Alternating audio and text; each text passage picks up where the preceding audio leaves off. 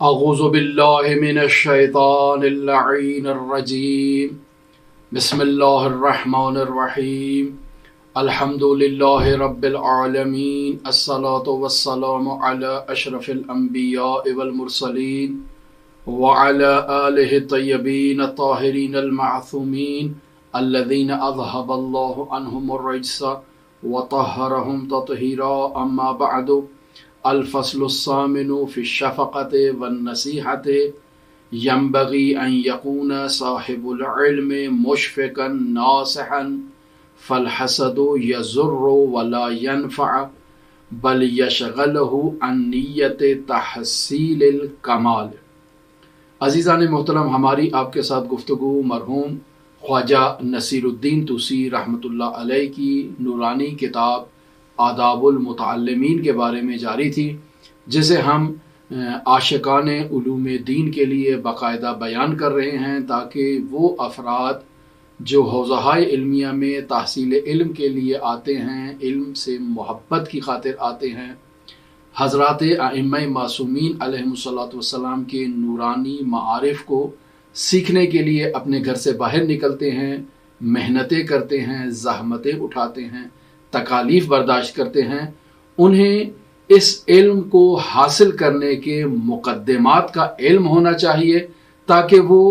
درست انداز میں حضرات اہل بیت علیہم الصلوۃ والسلام کے اس پرفیض نورانی دسترخوان سے استفادہ کر سکے۔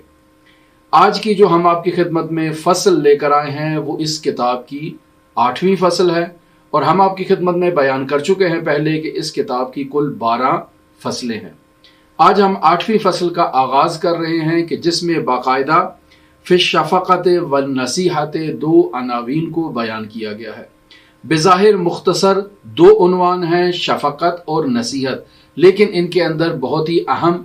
مطالب درج ہیں۔ شفقت محبت، مہربانی، نصیحت اور خیرخواہی کے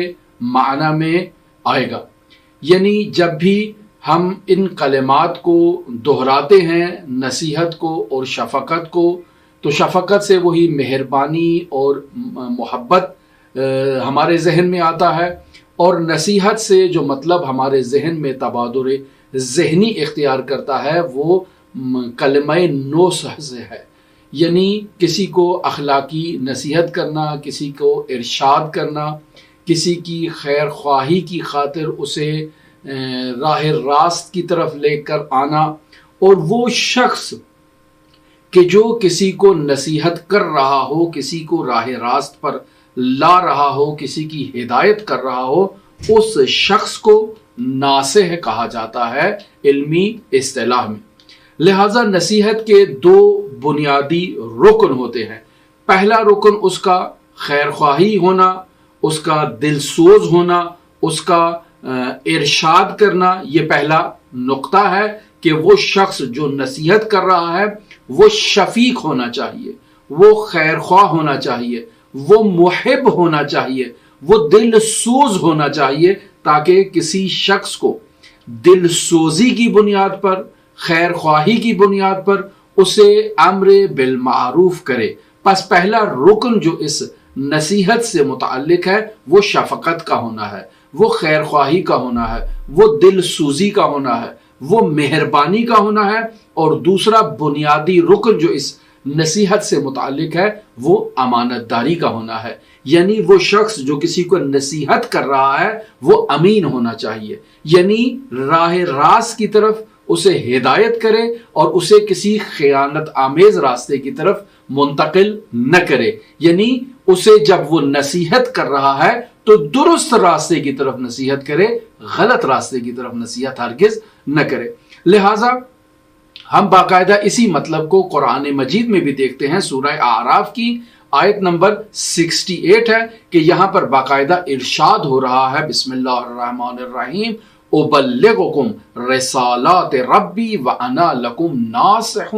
امین، یعنی میں اپنے پروردگار کی رسالت کو انجام دیتے ہوئے آپ کو نصیحت کر رہا ہوں۔ انا لکم ناصح امین، میں آپ کے لیے ناصح بھی ہوں، لیکن ہر ناصح نہیں بلکہ امانت دار ناصح ہوں۔ پس پہلی چیز کیا ہے کہ میں آپ کو پیغام پہنچا رہا ہوں رسالات ربی، اپنے پروردگار کا، اور دوسرا میں ناصح امین ہوں۔ لہٰذا ہم جب اس مطلب کی طرف ملاحظہ کرتے ہیں تو انبیاء کرام علیہم الصلاۃ والسلام کی گفتگو کا محور خداوند متعال کے پیغام کو منتقل کرنا ہوتا ہے اللہ کے بندوں کی طرف۔ لہٰذا ابلغکم رسالات ربی، یعنی میں ابلاغ کر رہا ہوں، میں پہنچا رہا ہوں، میں آپ کو وہ بات دے رہا ہوں جو اس پروردگار نے مجھے عطا کی ہے۔ ابلغکم، میں ابلاغ کر رہا ہوں آپ کی طرف رسالات ربی، ان وظائف کو جو میرے پروردگار نے میرے سپرد کیے ہیں کہ میں یہ بات آپ تک منتقل کر دوں۔ لہٰذا انبیاء کرام علیہم الصلاۃ والسلام کی جو تبلیغ ہے اس کے کچھ بنیادی ارکان بنتے ہیں جنہیں میں آپ کی خدمت میں پیش کرتا ہوں۔ پہلا رکن انبیاء کی تبلیغ کا یہ ہے کہ انبیاء اللہ کے مکتب سے تربیت یافتہ کامل انسان ہوتے ہیں۔ لہٰذا انبیاء کے لیے کمال کا ہونا ضروری ہے۔ اگر کوئی شخص خود ناقص ہے تو وہ کسی دوسرے کو کمال کی طرف ہدایت نہیں کر سکتا۔ لہٰذا واضح سی یہ ایک بات ہے کہ عامر بالمعروف کو عامل بالمعروف ہونا ضروری ہے، یعنی وہ خود عامل ہوں، خود خیر خواہ ہوں، خود وہ دیندار ہوں، خود وہ کمال یافتہ ہوں، اب کسی کا ہاتھ پکڑ کے کمال کی طرف وہ لے کر جائیں۔ اگر انبیاء خود کمال یافتہ نہیں ہیں، خود نقص میں مبتلا ہے، خود معصوم نہیں ہیں، خود گناہگار ہیں، تو وہ کسی گناہگار کو اس گناہ سے کیسے باہر نکال سکتے ہیں؟ فاقد شے معطی شے نہیں ہو سکتا ہے۔ انبیاء یہ چاہتے ہیں کہ کسی کو گناہ سے پاک کریں، اس کو گناہ سے باہر نکالیں اور اس کو طہارت کی وادی میں لے جائیں، لیکن انبیاء جب خود گناہگار ہوں گے تو وہ کیسے کسی گناہگار کا ہاتھ تھامنے کی صلاحیت رکھتے ہوں گے یا لیاقت رکھتے ہوں گے؟ لہٰذا شیعہ نقطۂ نظر سے اور شیعہ اعتقادات کے مطابق انبیاء کے لیے عصمت کا ہونا، ان کا معصوم ہونا، یہ ایک بنیادی نظریہ ہے۔ لہٰذا شیعہ نقطۂ نظر سے انبیاء کو معصوم کہا جاتا ہے اور ان کی عصمت جو ہے وہ بنیادی چیز ہے پیغام خداوند متعال کے انتقال میں اور پھر خداوند متعال کی طرف عباد اللہ کی ہدایت میں۔ اگر وہ خود ہدایت یافتہ نہ ہوں گے تو وہ کسی کو ہدایت نہیں کر سکتے۔ پس پہلی چیز عصمت ہے، مکتب پروردگار سے تعلیم یافتہ کامل انسان کا ہونا ضروری ہے۔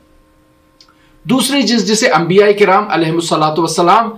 کی اس تبلیغ اور نصیحت کے بارے میں بیان کیا جا سکتا ہے وہ یہ ہے کہ یہ انبیاء اس اللہ کے حکم سے اس کے بندوں کو ہدایت کرتے ہیں اسی کے بیان کردہ طریقے کے مطابق، یعنی ان کا اپنا کوئی بیچ میں ذاتی طرز تفکر نہیں ہوتا ہے۔ جو پیغام ہے وہ اس پروردگار کا ہے، اس نے کہا ہے کہ اس پیغام کو میرے ان بندوں تک پہنچا دو اور اس خاص لہجے میں اور اس خاص انداز میں تم نے اس پیغام کو منتقل کرنا ہے۔ پس یہاں پر انبیاء خود سے جو ہے وہ خود رائے ظاہر نہیں کرتے ہیں۔ خداوند متعال نے ایک پیغام دیا ہے، یہ انبیاء کہیں کہ نہیں، اس پیغام میں اگر اس بات کا اضافہ کر دیا جائے تو نور علی نور ہو جائے گا۔ لہٰذا ہرگز انبیاء کرام علیہم الصلاۃ والسلام خداوند متعال کے پیغام میں اپنی مرضات کو شامل نہیں کرتے، امین ہوتے ہیں اور خداوند متعال کے پیغام کو منتقل کرتے ہیں۔ لہٰذا یہ جو خداوند متعال کو پیغام منتقل کر رہے ہیں اس کے حکم سے منتقل کر رہے ہیں اور اسی طریقے کے مطابق منتقل کر رہے ہیں جو طریقہ خداوند متعال نے انہیں اس تبلیغ کے لیے بیان کیا ہے اور ان کی ذمہ داری عائد کر رکھی ہے۔ تیسری چیز جو انبیاء کی تبلیغ میں حائز اہمیت ہے وہ یہ ہے کہ انبیاء اس پیغام کو منتقل کرنے میں اپنی ظاہری تمام تر توانائیوں کو بروئے کار لاتے ہیں اور اس پیغام کو اپنی تمام قوت کے ساتھ مد مقابل مخاطب کی طرف منتقل کرتے ہیں۔ لہٰذا ارشاد ہوتا ہے ابلغکم، ہم نے ابلاغ کیا ہے آپ کی طرف، یعنی ہم نے پہنچا دیا ہے جو خداوند متعال نے ہمیں بیان کرنے کے لیے کہا تھا۔ لہٰذا اپنی تمام طاقت کو وہ استعمال کرتے ہیں۔ اور چوتھی چیز جسے انبیاء کرام علیہم الصلاۃ والسلام کی تبلیغ میں ذکر کیا جا سکتا ہے وہ ان کا پختہ اعتقاد ہے اور غیر خدا سے جو ہے وہ قطع رابطہ اور قطع تعلق اور قطع خوف ہے، یعنی وہ بندوں سے کسی قسم کا خوف نہیں رکھتے ہیں، بندوں سے ایسا رابطہ نہیں رکھتے کہ بندوں سے توقع رکھ کر بندوں کی منشا اور مرضی کے مطابق ان کو جو ہے نا وہ خداوند متعال کا پیغام دے، نہیں، اس اعتبار سے وہ قطع رابطہ رکھتے ہیں لوگوں سے، اور ان کی تمام تر توقع اور تمام تر امید کا محور خداوند متعال ہے، لوگوں سے کسی قسم کا انہیں خوف نہیں ہوتا۔ لہذا ارشاد ہوتا ہے الذین یبلغون رسالات اللہ، یعنی وہ لوگ جو اللہ تبارک و تعالی کی رسالت کی تبلیغ کر رہے ہیں، وَيَخْشَوْنَهُ، اور وہ خداوند متعال سے خوف زدہ ہیں، وَلَا يَخْشَوْنَ أَحَدًا إِلَّا اللَّهُ، اور خدا کے علاوہ وہ کسی سے خوف زدہ نہیں ہوتے سوائے پروردگار کے، کہ وہ اپنے پروردگار سے ہی خوف زدہ ہیں، اسی پر بھروسہ کرتے ہیں، اسی پر اعتماد کرتے ہیں، اور اسی کے پیغام کو اسی کے بتائے ہوئے طریقے کے مطابق آگے منتقل کرتے ہیں۔ لہذا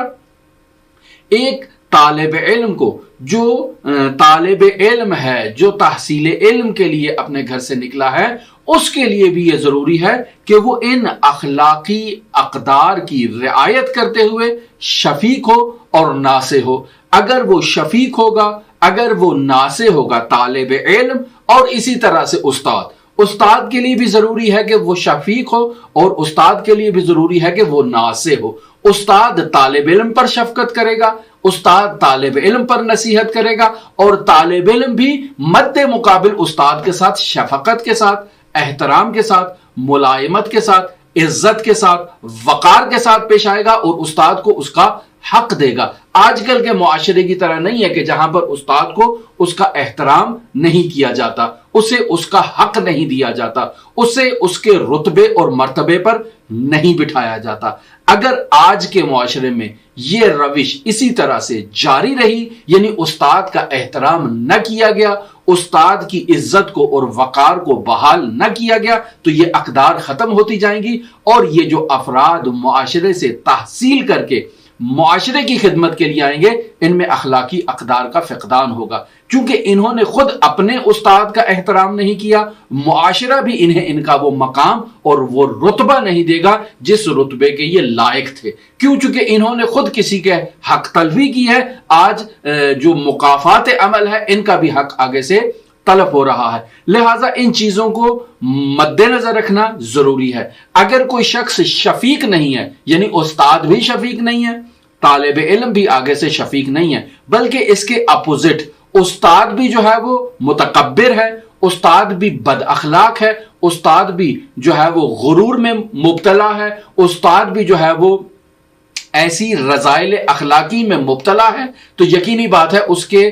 مکتب سے تربیت یافتہ افراد جو ہیں وہ انہی رذائل اخلاقی میں اور انہی بیماریوں میں مبتلا ہوں گے۔ لہٰذا ہم مرحوم خواجہ نصیر الدین طوسی رحمۃ اللہ علیہ کے اس دسترخوان میں بیٹھتے ہیں، اس فصل کو مرحوم خواجہ نصیر الدین طوسی رحمۃ اللہ علیہ سے سیکھتے ہیں کہ وہ ہمیں کیا کہنا چاہتے ہیں اس 8ویں فصل میں، جسے انہوں نے آداب المتعلمین میں باقاعدہ شامل کیا ہے۔ لہذا فرما رہے ہیں کہ الفصل الثامن فی الشفقۃ والنصیحۃ، یعنی 8ویں فصل جو ہے وہ شفقت کے بارے میں ہے اور نصیحت کے بارے میں ہے۔ لہذا پہلا جملہ فرما رہے ہیں ینبغی ان یکون صاحب العلم مشفقا، یعنی صاحب علم کو شفیق ہونا چاہیے، اس کے لیے ضروری ہے کہ وہ مہربان ہو، اس کے لیے ضروری ہے کہ وہ لطیف طبیعت کا مالک ہو، وَنَاصِحًا، اور دوسری اس کی خصوصیت یہ ہے کہ وہ نصیحت کرنے والا ہو، وہ خیر خواہ ہو، وہ درد دل رکھتا ہو، وہ اس درد دل کی بنیاد پر یہ بھٹکے ہوئوں کا ہاتھ تھامے گا اور انہیں کمال کی طرف لے جائے گا، انہیں ہدایت کی طرف لے جائے گا، انہیں سیدھے راستے کی طرف لے کر جائے گا۔ لیکن اگر یہ مبلغ، اگر یہ استاد، اگر یہ طالب علم مشفق نہ ہو تو یقینی بات ہے کہ یہ لوگوں کو درست راستے کی طرف نہیں لے کر جائے گا، یہ وہاں جا کر روب جھاڑے گا، وہاں جا کر تکبر کا مظاہرہ کرے گا، لوگوں کو حقیر شمار کرے گا، اور جب لوگوں کو حقیر شمار کرے گا، خود تکبر میں مبتلا ہوگا، تو یقینی بات ہے یہ نصیحت نہیں کرے گا، یہ لوگوں کا ہمدرد نہیں ہوگا، لوگوں کا ہاتھ تھام کر انہیں کمال کی طرف نہیں لے کر جائے گا۔ کیوں کمال کی طرف نہیں لے کر جائے گا؟ چونکہ خود کمال یافتہ نہیں ہے، خود نقص میں مبتلا ہے، خود خامی میں مبتلا ہے۔ جب خود نقص اور خامی میں مبتلا ہے تو فاقد شے معطی شے نہیں ہو سکتا۔ وہ جو شخص خود شفیق نہیں ہے وہ کسی دوسرے کو کیسے شفیق بنا سکتا ہے؟ وہ جو خود کامل نہیں ہے وہ کسی دوسرے کو کمال کیسے دے سکتا ہے؟ وہ جو خود کمال تک نہیں پہنچا ہوا کسی دوسرے کا ہاتھ پکڑ کے اسے کمال تک کیسے پہنچا سکتا ہے؟ لہٰذا مرحوم خواجہ نصیر الدین طوسی رحمۃ اللہ علیہ اپنی اس فصل میں بتا رہے ہیں وَيَنبَغِي أَن يَكُونَ صاحب العلم مشفقاً، سزاوار ہے کہ صاحب علم کیا ہونا چاہیے؟ مشفق ہونا چاہیے، یعنی مہربان ہونا چاہیے۔ اور دوسری خصوصیت اس کی کیا ہے؟ ناصحاً، اسے خیرخواہ ہونا چاہیے، مشفق ہونے کے علاوہ یعنی مہربان اور خیرخواہ ہونا چاہیے۔ اگر ہم اپنے منابع روائی میں دیکھیں تو حضرات اہل بیت علیہ الصلوۃ والسلام کی نورانی روایات میں بھی اس مطلب کی طرف اشارہ کیا جاتا ہے کہ ایک عالم دین کو باقاعدہ حلیم الطبع ہونا چاہیے، بردبار ہونا چاہیے۔ اگر ایک طالب علم، ایک عالم دین، ایک مربی اخلاق باقاعدہ سے حلیم نہیں ہے، باقاعدہ سے بردبار نہیں ہے تو یقینی بات ہے کہ وہ اپنے شاگردوں کو، اپنے جو تربیت حاصل کرنے کے لیے جو لوگ اس کے محضر میں آئے ہیں انہیں کمال تک نہیں پہنچائے گا۔ لہٰذا عالم کا چونکہ سروکار غیر عالم سے ہوتا ہے، وہ جو علم نہیں رکھتا ہے، لہٰذا اس عالم کی یہ ذمہ داری ہے کہ اس غیر عالم کا ہاتھ تھامے اور اسے علم کے کمالات تک لے کر آئے۔ لہٰذا اس فرد کے لیے جو علم کے مرتبے پر فائز ہے اس کے لیے شفیق ہونا ضروری ہے۔ بالکل ایسے ہی جیسے انسان ایمان کے ارتقائی مراحل طے، تو وہ شخص جو ایمان کے اوپر والے درجے پر فائز ہے اسے اپنے سے کم درجے والے شخص کی طرف شفقت کی نگاہ سے دیکھنا چاہیے، محبت کی نگاہ سے دیکھنا چاہیے، اور اسی شفقت اور محبت کی نگاہ سے دیکھتے ہوئے اسے اوپر کی طرف لے کر آنا چاہیے، تبھی یہ جا کر بزرگوار کہلائے گا، وگرنہ یہ شخص ہرگز بزرگوار نہیں ہوگا۔ نہ تو یہ خود بزرگ ہوگا اور نہ ہی یہ بزرگوار ہوگا۔ بزرگوار اسی کو کہا جاتا ہے جو خود کسی بزرگی کے مقام پر فائز ہے اور اب دوسرے جو شخص غیر بزرگوار ہے اس کا ہاتھ تھامے اور اسے کمال کی طرف لے کر آئے۔ لہٰذا اس کے لیے اس مرحلے پر ہونا ضروری ہے۔ ہرگز اسے تکبر، ہرگز اسے غرور اور حسد میں مبتلا نہیں ہونا چاہیے۔ اگر یہ خود تکبر میں مبتلا ہوگا تو یقینی بات ہے کہ یہ کسی دوسرے کو نصیحت کرنے کے قابل نہیں ہے، صلاحیت نہیں رکھتا کہ کسی دوسرے کو ارشاد کر سکے۔ لہٰذا یہاں پر اس مطلب کی طرف یہ اشارہ کر رہے ہیں کہ ایک عالم کو حلیم ہونا چاہیے، بردبار ہونا چاہیے، کیونکہ طالب علم جو ہے وہ سوال کرے گا۔ طالب علم ممکن ہے ایک بات اسے سمجھ نہیں آ رہی تو اس بات کو سمجھنے کے لیے وہ بار بار اپنے استاد کے محضر میں جائے گا، بار بار اس بات کو سمجھنے کے لیے استاد سے سوال کرے گا، اور اگر استاد کا اخلاق کریمانہ نہ ہو تو ایک دفعہ جواب دینے کے بعد دوسری مرتبہ استاد جو ہے وہ غصے میں آ جائے گا کہ آپ کو یہ بات بار بار سمجھانے پر بھی سمجھ نہیں آ رہی ہے، کس قدر آپ کند ذہن ہو۔ اس جملے کا کہنا اس طالب علم کی حوصلہ شکنی کا باعث بنے گا اور وہ کمال کے مراتب جو اس طالب علم کو طے کرنا تھے وہ طے نہیں کر پائے گا۔ لہٰذا ضروری ہے کہ ایک استاد کو حلیم ہونا چاہیے۔ اسی وجہ سے آپ دیکھیں کہ رسول خدا صلی اللہ علیہ وآلہ وسلم حلیم الطبع تھے اور خود فرما چکے ہیں کہ انما بعثت لاتمم مکارم الاخلاق۔ رسول خدا صلی اللہ علیہ وآلہ وسلم نے اپنی بعثت کے اہداف کو مکارم اخلاق کی تکمیل بیان کیا ہے۔ لہٰذا رسول خدا صلی اللہ علیہ وآلہ وسلم نے اعلان نبوت سے پہلے اپنے اخلاق کریمانہ کے ذریعے سے لوگوں کے دل جیت لیے۔ لہٰذا لوگ رسول خدا صلی اللہ علیہ وآلہ وسلم کو صادق اور امین کے عنوان سے جانتے تھے۔ لہٰذا رسول خدا صلی اللہ علیہ وآلہ وسلم کی اسی علم کی وجہ سے وہ رسول خدا صلی اللہ علیہ وآلہ وسلم کی ہر بات ماننے کے لیے تیار تھے، چونکہ انہیں رسول خدا صلی اللہ علیہ وآلہ وسلم پر مکمل اعتماد تھا اور مکمل بھروسہ تھا۔ لہٰذا اگر ایک عالم دین اور ایک طالب علم جو تبلیغ کے لیے جا رہا ہے اگر حلیم و تب نہیں ہوگا تو یقینی بات ہے اس کا یہ علم معاشرے کے لیے مثمر ثمر نہیں ہوگا، معاشرے کو وہ کوئی فائدہ نہیں پہنچا سکے گا۔ لہٰذا ہم دیکھتے ہیں حضرت امام جعفر صادق علیہ آلاف و تحیت و ثنا کا ایک نورانی فرمان ہے جسے باقاعدہ اصول کافی کی شرح میں ملا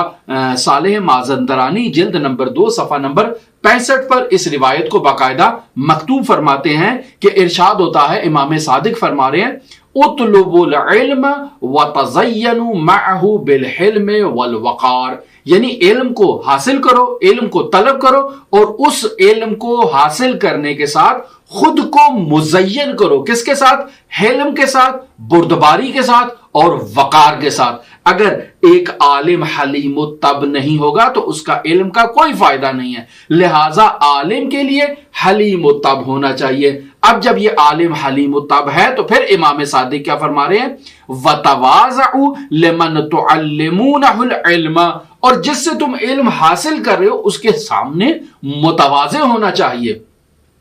اس کا احترام کرنا چاہیے، اور کمال احترام استاد کا اگر ایک طالب علم انجام نہیں دیتا ہے تو یہ طالب علم ارتقائی مراحل کو طے نہیں کر سکتا۔ اب دوسری طرف سے وہ جو شخص عالم ہے، وہ جو شخص استاد ہے، اس کو بھی یہ چاہیے کہ وہ اپنے شاگردوں کی بابت جو ہے وہ حلیم و تب ہونا چاہیے۔ لہٰذا امام جعفر صادق علیہ آلاف و تحیت و ثنا فرما رہے ہیں وَتَوَاضَعُوا لِمَنْ طَلَبْتُمْ مِنْهُ الْعِلْمَ، یعنی طالب علم کو بھی چاہیے کہ وہ متواضع ہو اس شخص کی بابت کہ جس سے وہ علم کو طلب کر رہا ہے، جس سے وہ علم کو لے رہا ہے۔ بھئی آپ نے اس سے دریافت کرنا ہے تو آپ کی ذمہ داری ہے کہ اخلاق کریمانہ کے ساتھ اپنے استاد کا احترام کریں، بردباری کے ساتھ پیش آئیں، اس کی خدمت کریں تاکہ وہ آپ کو نورانی معارف منتقل کر سکے۔ ظاہری بات ہے استاد آپ سے خوش ہوگا تو آپ کو وہ بہترین چیز عطا کرے گا جسے اس نے اپنے اساتذہ سے سیکھا ہے اور اس کے سینے میں وہ اسرار موجود ہیں۔ یہ سینے کے اسرار آپ تک اسی وقت منتقل ہوں گے جب آپ استاد کی خدمت کریں گے، استاد کا احترام کریں گے اور دل کے ساتھ احترام کریں گے۔ یہ بناوٹی احترام قابل قبول نہیں ہے۔ لہٰذا امام جعفر صادق علیہ آلاف و تحیت و ثنا فرما رہے ہیں وَلَا تَكُونُوا عُلَمَاءَ جَبَّارِينَ فَيَذْهَبُوا بَاطِلُكُمْ بِحَقِّكُمْ، یعنی ہرگز تم علماء متکبر، علماء جبار نہیں بنو۔ اگر تم علماء جبار بنو گے تو تمہارا یہ تکبر باعث بنے گا کہ ایک حق مطلب، خداوند متعال کا ایک نورانی مطلب جسے تم اپنی زبان سے جاری کر رہے ہو تکبر آمیز لہجے میں، وہ مطلب ضائع ہو جائے۔ بس تمہاری اس گفتگو کی وجہ سے خداوند متعال کے نورانی معارف جنہیں تم اپنی زبان سے جاری کر رہے ہو، ان نورانی معارف کے نقل کرنے کا ہرگز کوئی فائدہ نہیں ہوگا۔ لہٰذا علم حاصل کرو اور اس علم حاصل کرنے کے ساتھ ساتھ صبر و متانت و بردباری کے ساتھ اپنے آپ کو مزین کرو، عاجزانہ رفتار اختیار کرو، اپنے اساتید کی نسبت اپنے اساتید کا احترام کرو، اور استاد کو بھی یہ چاہیے کہ وہ اپنے شاگرد کے آگے شفیق ہو، مہربان ہو، رحم دل ہو اور اچھی طرح سے ایک خلوص آمیز انداز میں اس شاگرد کا ہاتھ تھامے اور اسے کمال کی طرف لے جائے۔ اور اگر استاد ایسا نہ کرے، یعنی متواضع نہ ہو، متکبر ہو، سخت مزاج ہو، خود رائے ہو، یعنی اصلاً طالب علم کی بات نہ سننے والا ہو، کہے میں نے جو بات کہہ دی یہی ہے، تو ایسی صورت میں استاد جو حق مطلب بھی بیان کر رہا ہے وہ طالب علم کے سینے میں اور اس کے دل میں نہیں اترے گا، جگہ نہیں بنائے گا، مقام نہیں بنائے گا۔ طالب علم سست روی کا شکار ہو جائے گا، آہستہ آہستہ دل سے اس تحصیل علم سے اس کا دل اچاٹ ہونا شروع ہو جائے گا اور پھر وہ حوزہ علمیہ کو ترک کر کے چلا جائے گا. اور اس کا باعث اور بانی اگر استاد شفیق نہیں ہے تو استاد بنے گا, استاد اگر حلیم نہیں ہے تو استاد بنے گا, استاد اگر متواضع اور ناصح نہیں ہے اور نصیحت کی شرائط کا حامل نہیں ہے تو استاد بنے گا. اور اگر طالب علم جو ہے وہ شفیق نہیں ہے, طالب علم بردبار نہیں ہے, طالب علم مغرور ہے, طالب علم متکبر ہے, طالب علم جو ہے وہ ان خصوصیات کا حامل نہیں ہے, تو طالب علم خود اپنے پاؤں پر خود کلہاڑی مارے گا اور استاد اس کو وہ نصائح اخلاقی بیان نہیں کرے گا جو اسے بیان کرنا چاہیے تھے. لہٰذا مرحوم خواجہ رحمت اللہ علیہ اس مطلب کو اس طرح سے بیان فرما رہے ہیں, فالحسد یضر ولا ینفع. حسد جو ہے وہ ضرر دیتا ہے, وہ نقصان پہنچاتا ہے. حسادت کا صرف اور صرف نقصان ہے, کوئی فائدہ نہیں ہے. میں اگر اپنے کلاس فیلو سے حسد کروں, میں اگر اپنے استاد سے حسد کروں, تو یقینی بات ہے استاد سے حسد کے نتیجے میں استاد سے باتیں نہیں اخذ کروں گا. میں کہوں گا کہ اس سے زیادہ مجھے آتا ہے, اس نے تو ایسے ہی اپنا حوزہ علمیہ میں ٹائم ضائع کیا ہے, میں تو اس سے اچھا زیادہ یونیورسٹیز میں اور کالجز میں پڑھ کے آیا ہوں, زیادہ احسن اور بہتر انداز میں دینی معارف کو سمجھنے کی صلاحیت رکھتا ہوں. تو نتیجہ ہے یہ طالب علم متکبر ہے, استاد کے آگے زانوے تلمذ طے نہیں کرے گا, درست انداز میں استاد کے محضر سے استفادہ نہیں کرے گا. نتیجہ کیا نکلے گا؟ نتیجہ یہی نکلے گا کہ یہ ان مدارج عالیہ تک نہیں پہنچ پائے گا جہاں اسے پہنچنا تھا.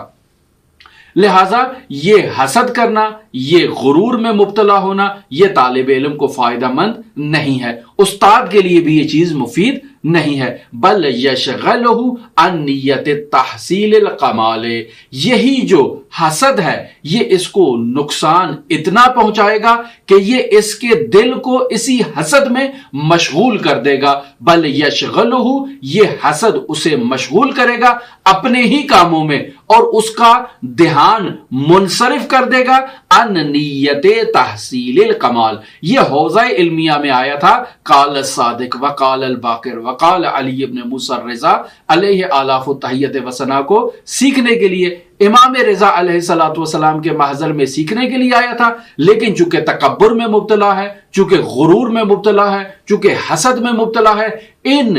گناہوں میں اور ان بیماریوں میں مبتلا بیمار ہونے کی وجہ سے یہ کمال علم تک پہنچنے کی جو نیت لے کر آیا تھا اس تک نہیں پہنچے گا. بل یشغلہ, یہی بیماریاں حسد وغیرہ جو ہیں یہ اسے مشغول رکھ کر دیں گی اپنے اندر اور اسے روک دیں گی عن تحصیل الکمال, کمال کی طرف جانے کے لیے اس کا راستہ روک دیں گی اور یہ طالب علم کبھی بھی کمال تک نہیں پہنچے گا. یہاں سے باقاعدہ مرحوم خواجہ نصیر الدین طوسی رحمۃ اللہ علیہ اب استاد کے بارے میں بیان کرنا چاہ رہے ہیں کہ استاد کو بلند ہمت کا مالک ہونا چاہیے. یعنی اگر طالب علم کن ذہن ہے, طالب علم بات کو جلدی نہیں سمجھ رہا ہے اور بار بار استاد سے کہہ رہا ہے کہ آپ اس درس کا تکرار کریں, بار بار استاد سے کہہ رہا ہے کہ مجھے یہ بات سمجھائیں, مجھے سمجھ نہیں آ رہی ہے, تو 100 مرتبہ بھی اگر استاد کو سمجھانی پڑے تو اسے حلیم الطبع ہونا چاہیے, اسے شفیق ہونا چاہیے, مختلف انداز میں, مختلف عبارات میں, مختلف الفاظ کو تبدیل کر کے اسے مطلب جو ہے وہ اپنے اس شاگرد تک منتقل کرنا چاہیے, تاکہ ہو سکتا ہے کہ اس کا یہ فائدہ ہو جائے اور وہ اسے اس مطلب تک منتقل کرنے میں کامیاب ہو جائے جو اسے اس تک منتقل کرنا چاہ رہا ہے. لہٰذا مرحوم خواجہ رحمت اللہ علیہ فرما رہے ہیں وَيَنبَغِي أَن يَكُونَ حِمَّةُ الْمُعَلِّمِ أَن يَسِيرَ الْمُتَعَلِّمِ فِي قَرْنِهِ عَالِمًا, یعنی معلم کی ہمت اس قدر عالی ہونی چاہیے کہ وہ اپنی اس عالی ہمت سے متعلم کا ہاتھ تھامے اور اسے بار بار مطلب کو القاء کرنے کے بعد اس کا ہاتھ تھامے اور اسے کمال کی طرف لے کر جائے. وَيَنبَغِي أَن يَكُونَ حِمَّةُ الْمُعَلِّمِ, یعنی ہمت معلم کا اس قدر ہونا ضروری ہے کہ أَن يَسِيرَ الْمُتَعَلِّمِ فِي قَرْنِهِ عَالِمًا, کہ استاد محنت کر کے اپنے متعلم یعنی اپنے شاگرد کو اپنی قرن میں عالم بنا دے۔ یہاں قرن کا دو طرح سے ترجمہ کیا جا سکتا ہے۔ قرن سے مراد زمان بھی ہے کہ استاد شاگرد کا ہاتھ پکڑ لے اور اس قدر اسے مدارج عالیہ تک لے جائے کہ وہ اپنی پوری قرن میں یعنی پورے زمانے میں جو ہے وہ طالب علم اس کا شاگرد کیا ہے عالم ہو، یعنی ہر جگہ اس کے شاگرد کا ہی ڈنکا بجنے لگ پڑے، سب لوگ کہیں کہ یہ بہت عظیم پڑھا لکھا انسان ہے، اس کا استاد کتنا عظیم ہوگا، یعنی پورے معاشرے میں اس کا شاگرد جو ہے وہ نمونہ ہو۔ جیسے معمولاً آپ دیکھتے ہیں کہ سکولوں میں جب امتحان لیا جاتا ہے تو وہ افراد جو ٹاپ کرتے ہیں پورے ملک میں ان کا جو ہے وہ نام ہوتا ہے۔ تو یہاں پہ یہ انہی ٹاپر افراد کی طرف اشارہ کر رہے ہیں کہ ان یسیر المتعلم فی قرنہ عالما، کہ وہ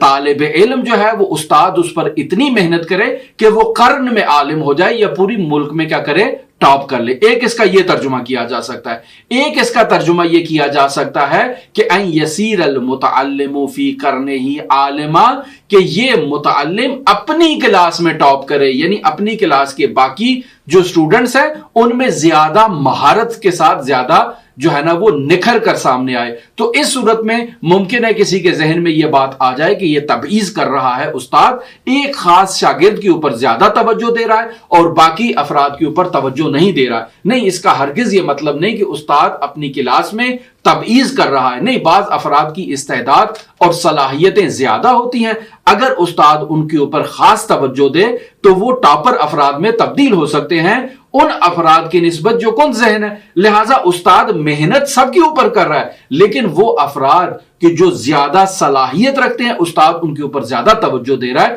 تاکہ وہ نکھر کر سامنے آئیں اور ملک اور ملت کا نام روشن کر سکیں اور مثمر ثمر واقع ہوں۔ لہٰذا اس میں کسی قسم کا امتیاز نہیں بلکہ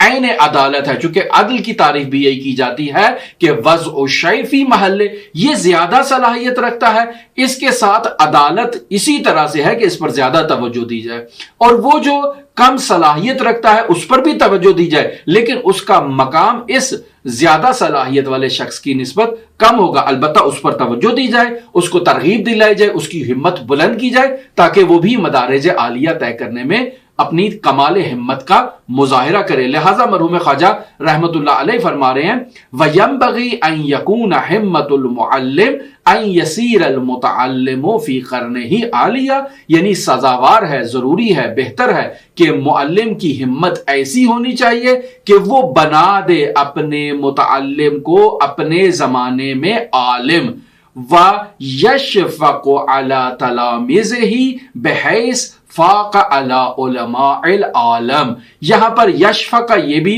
دلسوز ہونا چاہیے، یعنی ینبغی ان یکون یشفق، یعنی سزاوار ہے کہ ہونا چاہیے اس معلم کو شفیق، معلم کو شفیق ہونا چاہیے علی تلامیذہ، یعنی وہ اپنے شاگردوں کی نسبت کیا ہو، شفیق ہو، بحیث اس قدر شفیق ہونا چاہیے کہ فاق علی علماء العالم، یہاں پہ بھی عالم کا ہے، یعنی وہ جو قرن ہی عالمہ، یہ اسی کی جو ہے نا وہ تشریح میں آ جائے گا، اگر آپ اس کو مد نظر اس کے ساتھ لگا کے رکھیں تو یہی انہی ٹاپر افراد کی طرف اشارہ ہے جو پورے ملک میں اپنا نام جو ہے نا وہ روشن کرتے ہیں اور ایک بلند مدارج عالیہ کو طے کرتے ہیں۔ لہٰذا فرما رہے ہیں کہ استاد دل سوز ہونا چاہیے، مہربان ہونا چاہیے اپنے شاگردوں کی نسبت، اور ایسا مہربان ہو کہ فاق انہیں اس قدر غالب لے آئے علی علماء العالم، یعنی باقی تمام علماء کی نسبت، باقی تمام سکولوں میں پڑھنے والے طالب علموں کی نسبت، باقی تمام کلاسوں میں پڑھنے والے شاگردوں کی نسبت، وہ اپنے شاگردوں کے اوپر اس قدر شفیق و مہربان ہو کہ ان کو اٹھا کر اوپر والے مدارج تک لے آئے اور کمالات تک لے آئے۔ تو اس کے لیے یقینی بات ہے کہ استاد کی روح کا مضبوط ہونا ضروری ہے، یعنی اگر استاد پختہ مصمم ارادے کے ساتھ طالب علم کے اوپر محنت کرے گا، اس کی حوصلہ افزائی کرے گا، اسے ہمت دے گا، اس کے ساتھ نرمی کے ساتھ پیش آئے گا، خوش اخلاقی کے ساتھ پیش آئے گا، اس کی جو ہے اسے ترغیب دلائے گا، اس کو بسا اوقات ترغیب کے لیے ضروری ہے کہ اسے علمی گردش پہ لے جائے، مختلف یونیورسٹیز پہ لے جائے، مختلف کتاب خانوں میں لے جائے، مختلف مدرسوں کا وزٹ کرائے، مختلف علماء کے حالات زندگی اس کے ساتھ نقل کرے تاکہ ان میں ترغیب پیدا ہو، ان میں جذبہ پیدا ہو کمال تک جانے کا۔ لہٰذا یہ شفقت کے معنی میں آئے گا کہ ایک استاد کو کس قدر شفیق ہونا چاہیے اپنے طالب علموں کے لیے۔ لہٰذا ہم دیکھتے ہیں کہ اگر استاد جو ہے وہ شفیق نہیں ہوتا تو یہ بہت ہی مذموم ہے اس طالب علم کے لیے۔ استاد کو مہربان ہونا چاہیے، رحم دل ہونا چاہیے، طالب علم کو بھی مہربان اور رحم دل ہونا چاہیے۔ کسی قسم کا نزاع وہ طالب علم کے لیے قطعی طور پر مفید نہیں ہے، استاد کے لیے بھی مفید نہیں ہے۔ اگر استاد اپنے شاگردوں سے جھگڑا کرے یا شاگرد اپنے کلاس فیلوں سے جھگڑا کرنا شروع کر دیں تو یہی جھگڑا، یہی نزاع، یہی خصومت جو ہے یہ باعث بنے گی کہ طالب علم مدارج عالیہ طے نہ کر پائے، استاد بھی ایک جگہ پر آ کر رک جائے گا اسی خصومت اور نزاع کے باعث۔ اگر استاد طالب علموں سے نزاع کرے گا اور خصومت کا باعث بنے گا تو یہ استادی کا حق کھو بیٹھے گا، اور اگر طالب علم اپنے ہم کلاسیوں سے نزاع کریں گے یا استاد سے نزاع کریں گے تو یہ بھی شاگردی کا حق کھو بیٹھے ہیں، انہیں حق حاصل نہیں ہے کہ یہ اس استاد کے اور اس کے محضر میں استفادہ کریں۔ اور اگر اپنے شاگردوں، اپنے ہم کلاسیوں کے ساتھ یہ نزاع کریں گے تو اس نزاع کا یہ نتیجہ نکلے گا، اس جھگڑے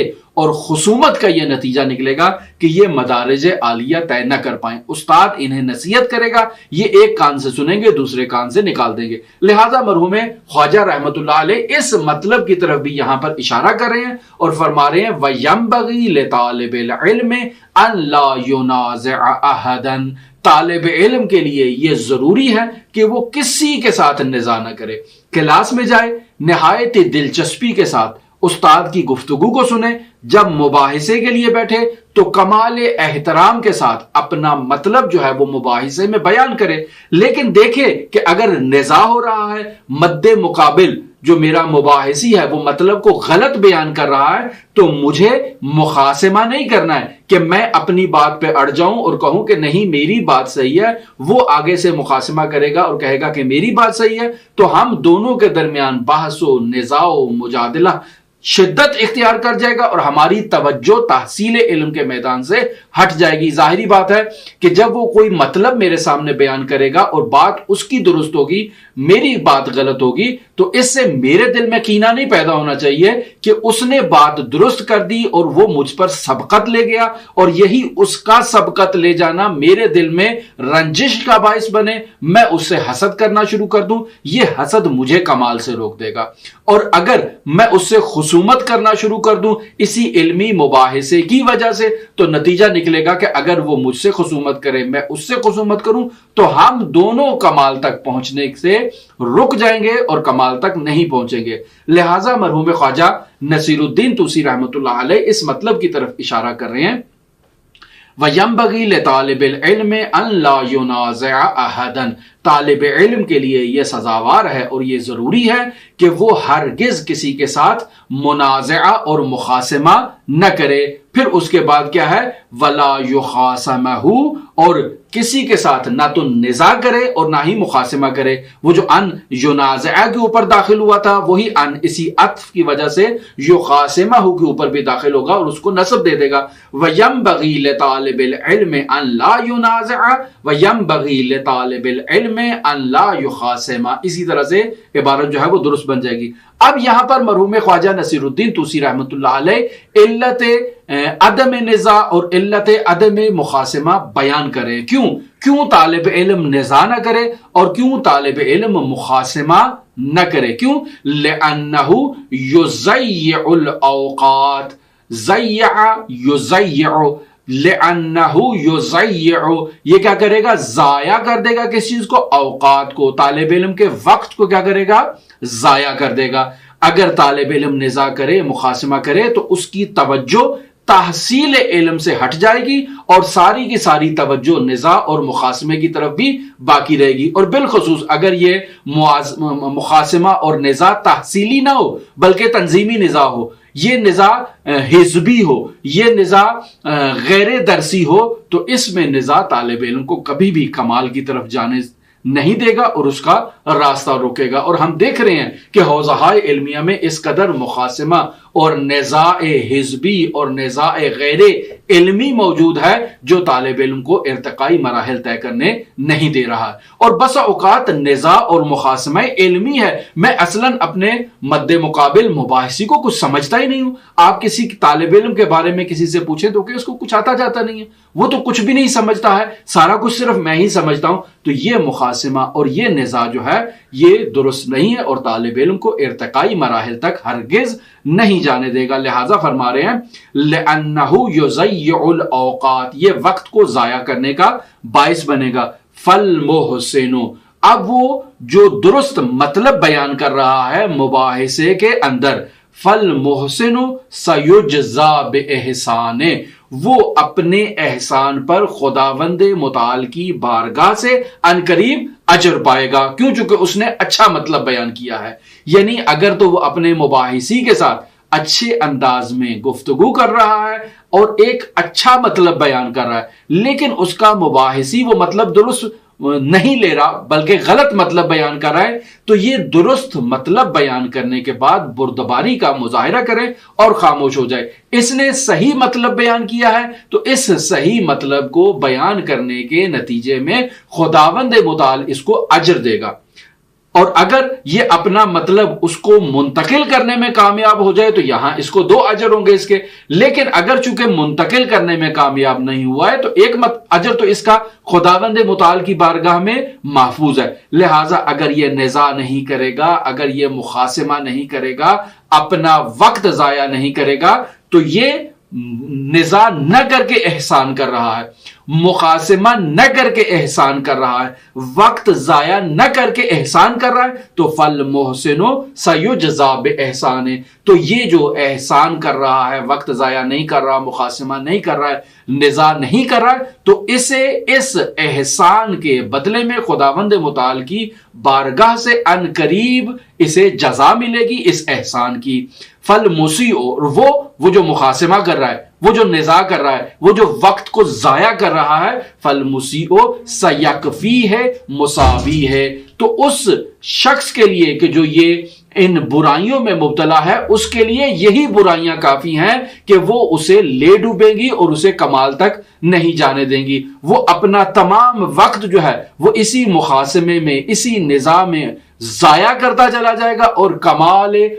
مراتب اور کمال مدارج عالیہ کو وہ طے نہیں کرے گا اور اس طرح سے مشکلات کا شکار رہے گا. یہاں پر کیلا سے باقاعدہ مرحوم خواجہ رحمت اللہ علیہ بیان کر رہے ہیں کہ علیک ان تشتغل بمصالح نفسک، یعنی آپ کے لیے یہ ضروری ہے کہ آپ کے نفس کے لیے جو چیز مفید ہے، جو فائدہ مند ہے، تحصیل علم کے میدان میں، مدارج عالیہ طے کرنے کے میدان میں، آپ اپنے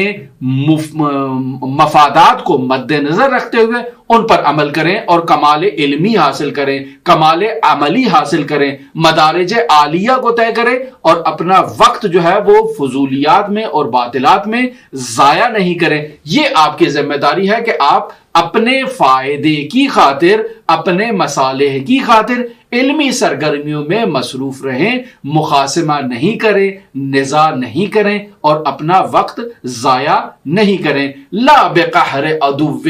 آپ اپنے دشمن کو مغلوب کرنے میں اپنا وقت ضائع نہیں کریں بلکہ کمالات عالیہ تک پہنچنے کی کوشش کریں. لہذا مرحوم خواجہ رحمت اللہ علیہ جو یہ قول نقل کر رہے ہیں کہ علیک ان تشتغل بمصالح نفسک لا بقہر عدوک، آپ کے لیے یہ ضروری ہے کہ آپ اپنے مدارج عالیہ طے کرنے کے لیے اپنے مفاد کی خاطر اپنا وقت اپنے فائدے کے خاطر ان کاموں میں صرف کریں جو آپ کے لیے مفید ہے. لا بقہر عدوک، اپنے عدو اور اپنے فریق مباحثی کو مغلوب کرنے کے لیے اور اسے نیچا دکھانے کے لیے اپنا وقت ضائع نہ کریں. فَإِذَا أَقَمْتَ بِمَصَالِحِ نَفْسِكَ، اگر آپ نے قیام کیا اپنے نفس کی جو مصالح اور جو فوائد ہیں ان کے اوپر اگر آپ نے قیام کیا اور اپنے فائدے کے کاموں میں آپ مصروف ہو گئے تو تضمن ذالک قہر عدوک، تو آپ کا کمال حاصل کرنا خود آپ کے عدو کو نیچا دکھانے کے لیے، اسے مغلوب کرنے کے لیے یہی کافی ہے۔ یعنی اگر آپ مدارج عالیہ طے کر جائیں اور آپ کا مباحثی مدارج عالیہ طے نہ کر پائے تو آپ کا مدارج عالیہ طے کرنا ہی اس کے لیے خود جو ہے نا وہ کفایت کرتا ہے، اور اس کے لیے جو ہے نا وہ باعث سر افکندگی ہے اور باعث شرمندگی ہے۔ تو یہاں پر ایک طالب علم کو چاہیے کہ وہ اپنے مفادات کا خیال رکھے۔ پھر یہاں پر مرحوم خواجہ رحمت اللہ علیہ کیا فرماتے ہیں کہ ایاک والمعادلات فإنها تفضحک وتضيع اوقاتک وعلیک بالتأمل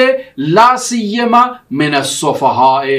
اس عبارت میں مرحوم خواجہ رحمت اللہ علیہ جو مطلب بیان کر رہے ہیں وہ کہہ رہے ہیں کہ پرہیز کیا جائے۔ ایاک یعنی آپ کیا کرو، پرہیز کرو۔ یہ الزمہ کے معنی میں ہے کہ ایاک والمعادلات یعنی ایک دوسرے سے دشمنی کرنے سے اجتناب کرو، پرہیز کرو۔ فإنہا یہ جو معادلات ہیں تفضحک یہ آپ کو رسوا کر دیں گے، آپ کو بدنام کر دیں گے، وتضيع اوقاتک اور آپ کے اوقات کو ضائع کر دیں گے، وعلیک بالتأمل آپ کے لیے ضروری ہے کہ آپ تحمل مزاجی سے کام لیں، حلیم الطب ہو جائیں، بردبار ہوں، صبر و شکیبائی کا دامن تھامے رکھیں، لا سیما من السفہاء بطور خاص جب آپ ایسے افراد کے سامنے جاتے ہیں جو سفی ہیں، ایسے افراد کے سامنے جاتے ہیں کہ جو کمال عقل سے برخوردار نہیں ہوتے، تو ایسے افراد کے سامنے آپ کا بردباری سے مظاہرہ کرنا یہی آپ کے لیے مفید ہے اور مثمر ثمر واقعہ ہوگا۔ وَإِيَّاكَ أَن تَظُنَّ بِالْمُؤْمِنِ سُوءًا، یہاں پر مرحوم خواجہ نصیر الدین طوسی رحمت اللہ علیہ فرما رہے ہیں کہ ہرگز کسی مؤمن کے اوپر سوء ظن، برا گمان نہیں کرنا چاہیے، یعنی سوء ظن اور برے گمان سے پرہیز کرنا چاہیے۔ سوال یہ پیدا ہوتا ہے کہ سوء ظن اور برے گمان سے پرہیز کیوں کرنا چاہیے؟ اس کی وجہ مرحوم خواجہ نصیر الدین طوسی رحمت اللہ علیہ بیان فرما رہے ہیں کہ فَإِنَّهُ مَنْشَأُ الْعَدَاوَةِ، یعنی اگر آپ کسی کے اوپر برا گمان کریں گے اور اسے جب اس بات کا علم ہو جائے گا کہ آپ اس کے بارے میں برا گمان رکھتے ہیں تو اس کے نتیجے میں آپ کے اور اس کے درمیان ایک دشمنی اور عداوت قائم ہو جائے گی۔ لہٰذا فرما رہے ہیں وَإِيَّاكَ أَن تَظُنَّ بِالْمُؤْمِنِ سُوءًا، یعنی پرہیز کرو کسی بھی مؤمن کے بارے میں برا گمان کرنے سے۔ کیوں؟ فَإِنَّهُ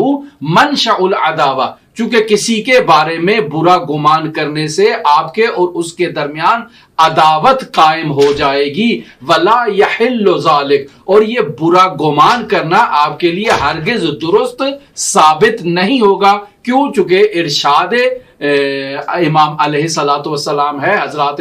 ائمہ معصومین علیہ الصلوۃ والسلام ارشاد فرما رہے ہیں لقولہ علیہ السلام ظنوا بالمؤمنین خیرا، مؤمنین کے بارے میں ہمیشہ آپ کی یہ ذمہ داری ہے کہ آپ اچھا گمان کریں۔ لہٰذا آپ دیکھتے ہیں کہ جب ہم کسی مؤمن کی نماز جنازہ ادا کرنے کے لیے جاتے ہیں تو وہاں پر بھی ہم یہی گواہی دیتے ہیں کہ اللہم انا لا نعلم منہ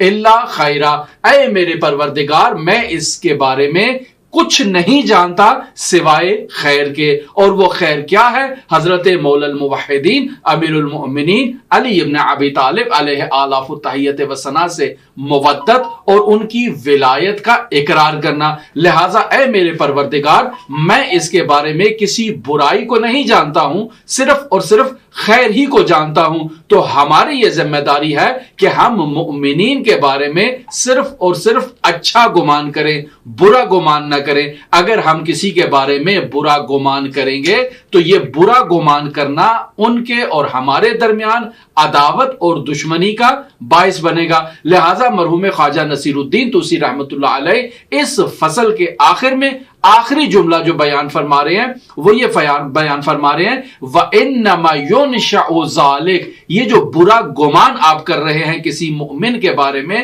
یہ گمان آپ کے وجود میں اٹھا کہاں سے ہے؟ فرما رہے ہیں کہ انما ينشأ ذلك من خبث النفس، یعنی کسی بھی انسان کے وجود میں کسی مؤمن کے بارے میں برے گمان کا اٹھنا صرف اور صرف اس بات کی دلیل ہے کہ وہ باطنی طور پر خبث سریرہ رکھتا ہے، یعنی اس کا باطن آلودہ ہے۔ لہٰذا ہمیں یہ چاہیے کہ ہم اپنے باطن کی صفائی کریں، اپنے باطن کی طہارت کریں اور پھر اس میں فضائل اخلاقی کو لے کر آئیں۔ لہٰذا ہمیں یہ چاہیے کہ ہم مرحوم خواجہ نصیر الدین طوسی رحمۃ اللہ علیہ کے یہ نورانی آداب جو انہوں نے طالب علموں کے لیے بیان کیے ہیں، ان نورانی آداب سے مزین ہو کے کمالات علمی حاصل کریں، مدارج علمیہ کو طے کریں اور بلند علمی مقام تک پہنچے۔ یہ ہمارے لیے مشعل راہ ہونے چاہیے۔ لہٰذا تمام طالب علموں کو چاہیے کہ وہ ان نورانی